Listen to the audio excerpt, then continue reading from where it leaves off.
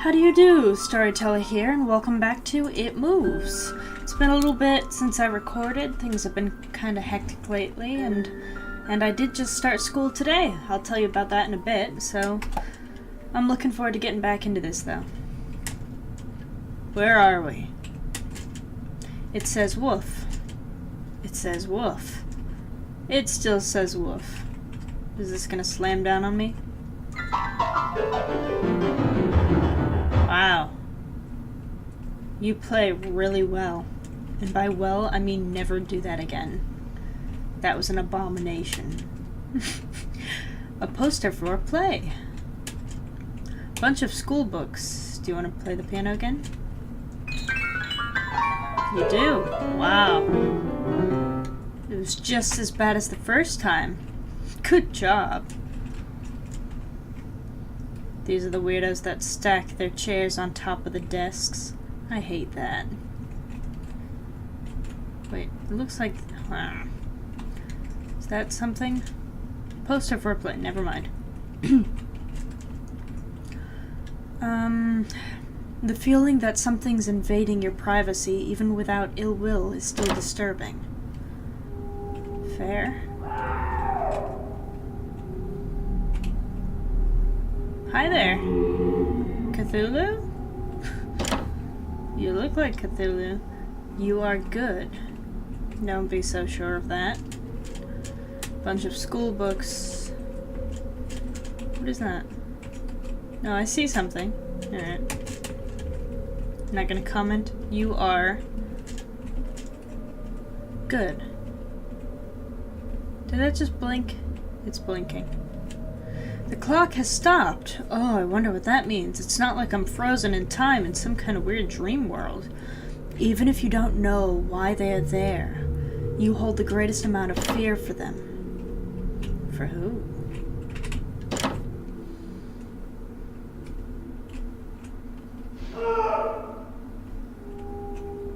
That's normal. A bunch of school books. A stack of comic books. That's different. An old picture of what seems to be a religious man and woman. What makes them religious? A bathtub in the middle of the classroom.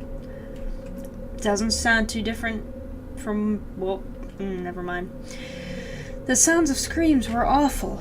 They're even worse than when they are your own. I don't know why you think that. Okay, that might be worse. I've never sounded like that.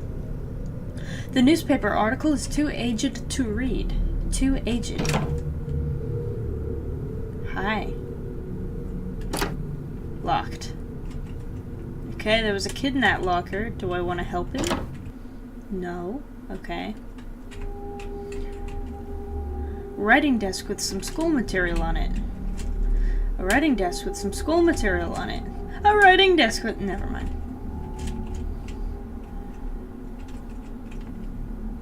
A big filing cabinet.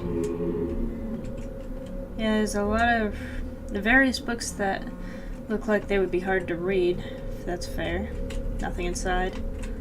Is there anything in any of these classrooms? Am I just wasting everybody's time? Pile of mattresses, dirty and worn out. Looks like there's something on that table. Hold on. A mattress, dirty and worn out. There's a piece of paper here. It reads, knock, knock. Who's there? Yeah, you didn't get me. That didn't work. I see how you think that might have worked. That didn't work. That was cute, though. Oh, hi. Again.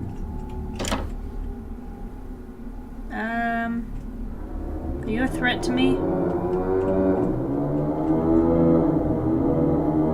No? You're just gonna ignore me? Alright, you're just gonna ignore me. Some kind of stage in here. Wow, that's annoying. That's really annoying. It'd be fantastic if you stopped. Nothing to say for that one. Just gonna ignore that. Can't get down there. Can't go in there. The lock on the door is broken. I don't think I can get in here. Alright. There's a hole in the wall where roots have grown. There are various school rules printed here. Any important? I'll break all of them. Ooh, this looks ominous. Oh, and there's a hole in the floor. A busted old machine of some sort. Plants grow through the cracks in the floor, and the lights are swinging. Always a good sign. Let's descend down the manhole for some reason. Down the monster hole for some reason. That sounds weirder when I say it like that.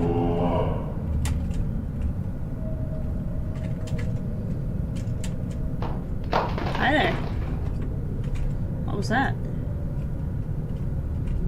What am I looking at here? Does that not look like whatever?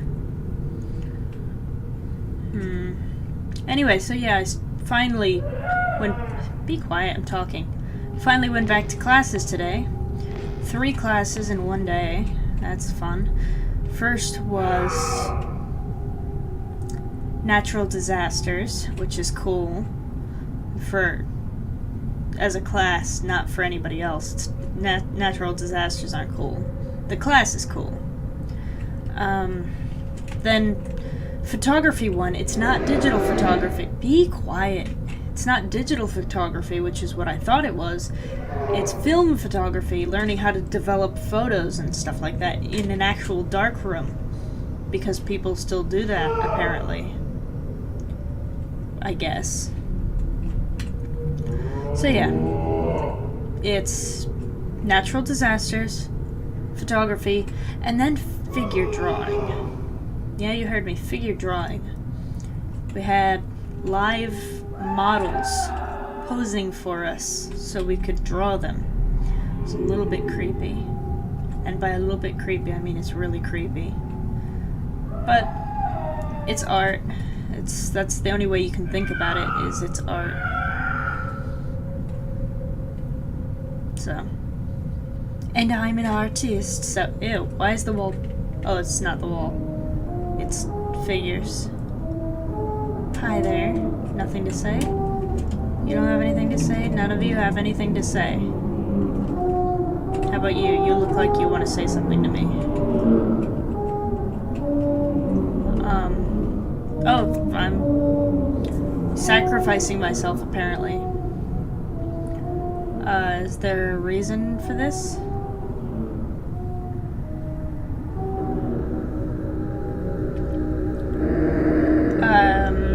This was not my will.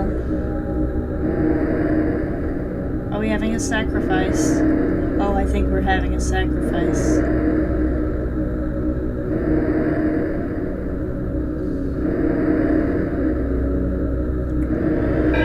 Okay.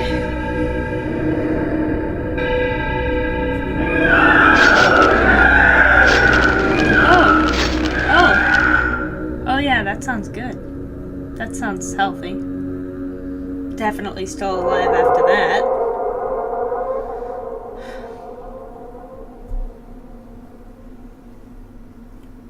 You're awfully quiet nowadays. Is there something wrong, son? Nothing. Are you sure? Is there something wrong with your new room? Because every father would jump to that conclusion. Son's acting weird. Must be something about his new room. Are you lonely without your brother? No. Alright then. You give up too easily. Oh, am I not? Okay.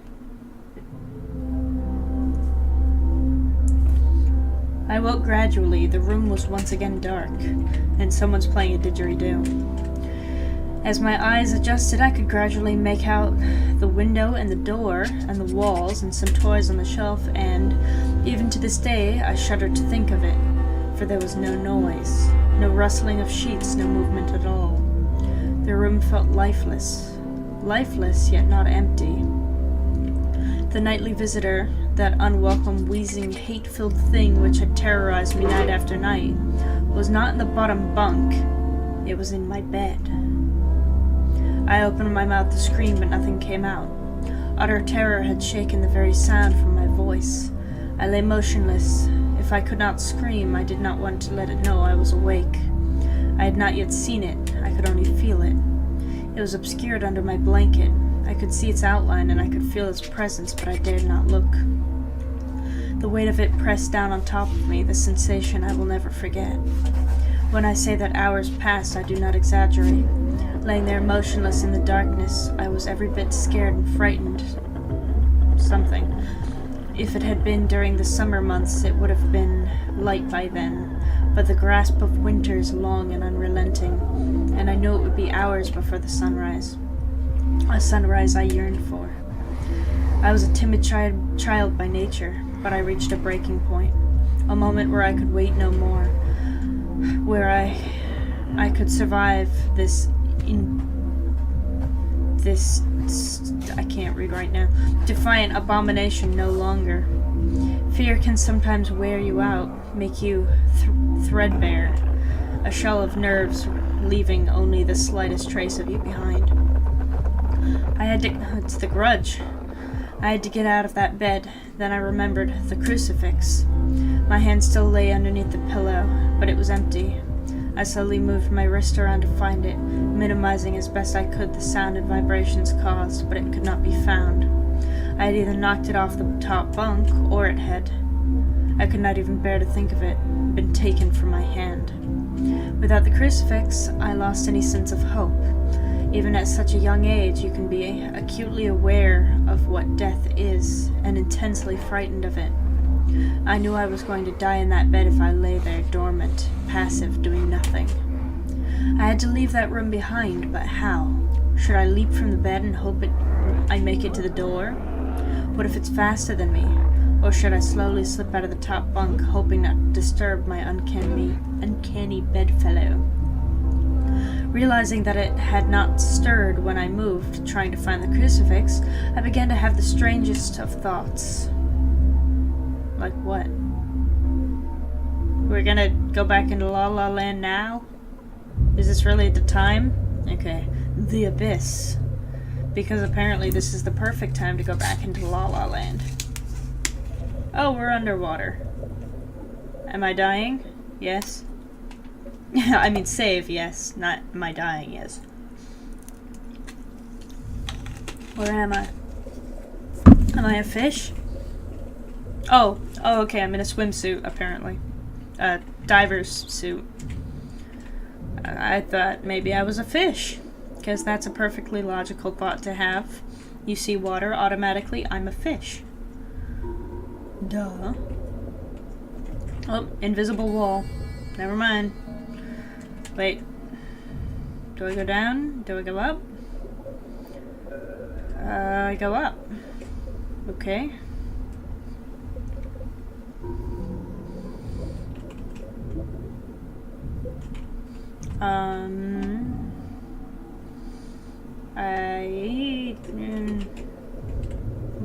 What's going on?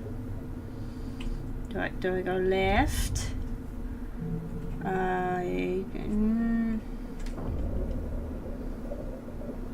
I go right? Do I go right? I can't go down. Can't talk to the fish. Right. Invisible wall. Oh. Now I can go left. This makes a whole lot of sense.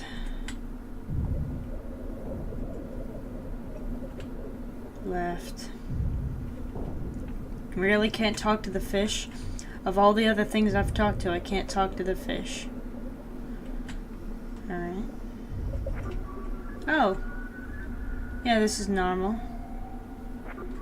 Just gonna shuttle on in here for no reason. Oh, look! A dead body! Did anybody else just see the dead body? I'm assuming that's what it was, because it looked like one. Drain water and remove diving gear? Sure, why not?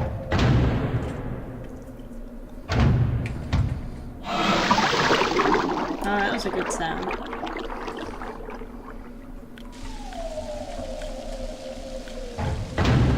In we go, for some reason. Even though I would never do this. Isn't that my father? That's my father, isn't it? Great. What's going on now? Read logbook, yes. Oh boy. One of my biggest fears is deep water. I wouldn't call it one of my fears, but I don't like the ocean, so I can agree with it so far. Ironic when you consider the fact that I'm now working on a mining station thousands of feet underwater in the Mariana Trench. Marine? It's in the something trench. I've heard of that. Isn't that like the deepest trench in the ocean that we know of? Anyway. I have always wondered why I was afraid, and reached a simple conclusion. The true fear presented here is actually going down beneath the surface into the depths. It's a combination of all of our most common fears. I can relate to this. Okay, talk to me. 1. Fear of the dark. When you're at the bottom of a body of water, you can't see anything. It's pitch black. Have you ever tried to swim as far down in a lake as you can? It gets really dark and cold really fast. You said really twice in the same sentence. About 10 feet down. But even that's nothing compared to the deepest point in the entire crust of the Earth, located at the bottom of the Pacific Ocean, the Trench, which is 38,000 plus feet. If you put Mount Everest at the bottom of the trench, the top of the mountain would still be over a mile below the surface of the ocean. Wow. Is that true? I don't know how credible this is, but if that's true, that's crazy. Everything below you is complete darkness, and this definitely plays into our collective fear of the dark. That's fair. I don't like the dark either. I'm okay in the dark. I don't like the water. I don't like the ocean. I'm okay liking lakes and stuff. I don't like it, but I can swim in a lake. I don't swim in the ocean. Fear of suffocating. Have you ever gotten to the point where you swam down too far in the swimming pool, and you seriously considered the fact you might not make it back up to the top before you ran out of breath? If you've ever been roughhousing as a kid with blankets and pillows and you accidentally got pinned down inside of a sleeping bag or something, and you get to that point where laughter temporarily turns into screaming, you know a scary concept is not being able to breathe. Even if you have a scuba gear with you down in that deep, dark abyss, there's a chance the valve could pop, or you could run out of oxygen. You can't see, and you can't really take a deep breath. Could it get worse? Yes. Fear of the unknown. There are over 1 million species of creatures in the ocean, and scientists estimate there are an additional 9 million species yet to be discovered. That means we only know what 11% of the creatures in the ocean are. Most of the beings in the ocean are things mankind has never seen or heard of. Who knows what could be down there? Think about a time when you were walking in a dimly lit basement, trying to find something. All of a sudden, something brushes up against the back of your neck. They become airborne similar to a frightened cat, and instantly turn around and shine their flashlight to see what it was. It's never anything actually scary. No. But in deep water, it's always something scary. It's dark, you can barely breathe, and something touched you and you have no idea where it went. But there's more to fear, I'm afraid. Fear of flying insects. You're in the ocean. Imagine that as you're walking along, all the beetles and scorpions crawling along the ground, the huge black hairy spiders that are hidden from view in the cracks, and slimy worms and snakes that are burrowed beneath the ground, simultaneously started flying anywhere they wanted. I get where you're going with this. That's what the bottom of the sea without water would be like. For the strange creatures underwater, there is no up or down. Even the manliest man, even though they appear to be calm, quickly tenses up and becomes filled with a secret fear that the bug might land on their eyeball or fly into their mouth, and that's why they try so hard to kill them. Unfortunately, in deep water, you can't see any of the undiscovered freakish flying creatures that brush past your body as you grasp at your suffocating throat. This font is really difficult to read, by the way. I'm struggling here. Fear of being caught. How long is this logbook? Imagine that you're running from a bear. You will be eaten if you are caught. And it doesn't help that bears can run faster sideways than the fastest human can run forward. When you're at the bottom of the sea, everything that is around you was built to move in water. If something truly frightening like a shark or a giant squid caught sight of you, you could turn the other way and flail about all you want, but the monster will catch up to you within a split second. You can't get away from anything. Even if you had the wherewithal to see and breathe, you couldn't run away from danger. It would simply find you and devour you. There are lots of places I wouldn't want to be, such as trapped in a burning house or alone in the vacuum of space. I'd rather be alone in the vacuum of space than at the bottom of the ocean. That's just me. But in the burning house, at least I can see, and in space, at least there aren't any creatures that could get me. Point in case. There are no other places in the universe that combine as many common fears as 7 miles below the surface of the Pacific Ocean. It's all because of the combination of all these fears that I am so horrified by deep water. Oh, that was it. Okay, now that I officially can't talk anymore and my throat hurts, let's keep going. Yeah, that's what I mean. You have things flying around. It's pitch black. You could die at any second because your oxygen could fail. It's things touching and things crawling and bumping and biting, but you can't see, you can't breathe. Oh, and I'm defying physics now. But all of those things contribute to why I hate the ocean. That was a perfect logbook for me, even though it was long and winded. It explains perfectly why I hate water. And it said it perfectly. Space. There's no creatures in space. You might die still. You might run out of air. But nothing's gonna get you in space. It's dark, yeah, but there's light sources. You can see, kinda. You can do this and see. You can't do that underwater. In space, you can do that and see. In space, yeah, you can't breathe, but you can't breathe underwater either, so I call that even. And there's no sea creatures in space, or space creatures that I know of. No ET's not gonna come flying by and bump against your leg.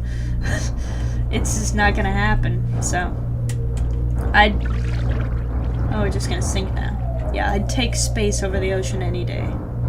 Just gonna sink. Just gonna sink, you're not even gonna try to swim? Just go right down into whatever that is?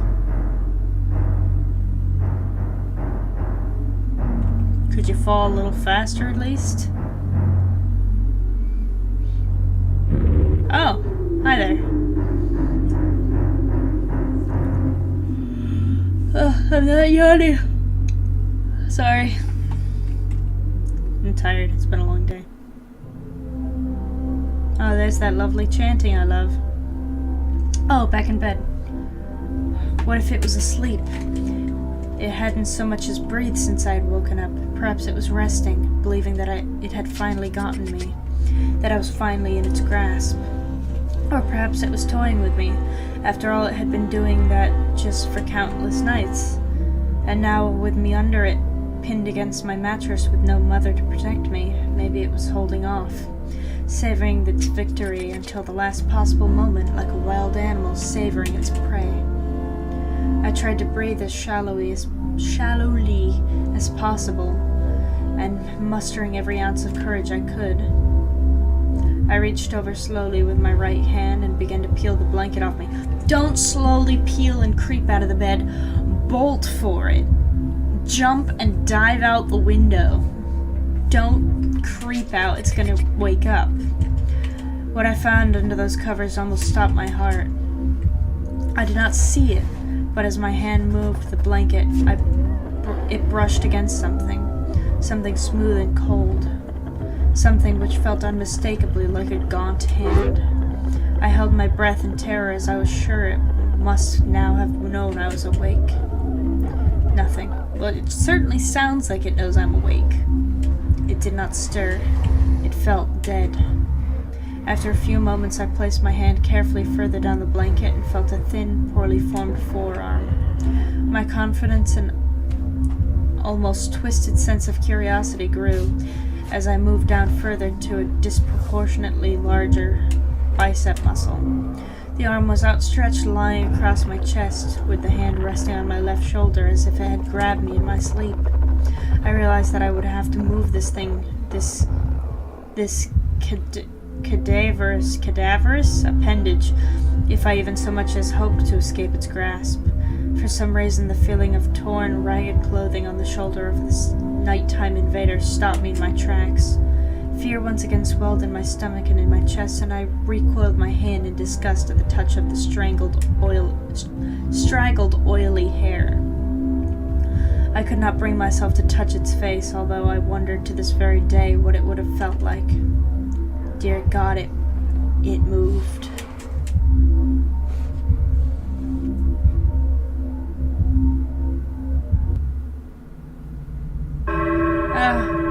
I can't keep doing this. Okay, I was thinking maybe we could keep playing until we get to the end tonight, but there's a lot of chapters. Hello.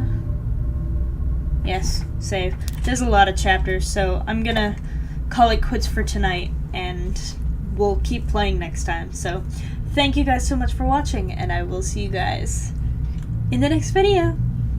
Bye-bye!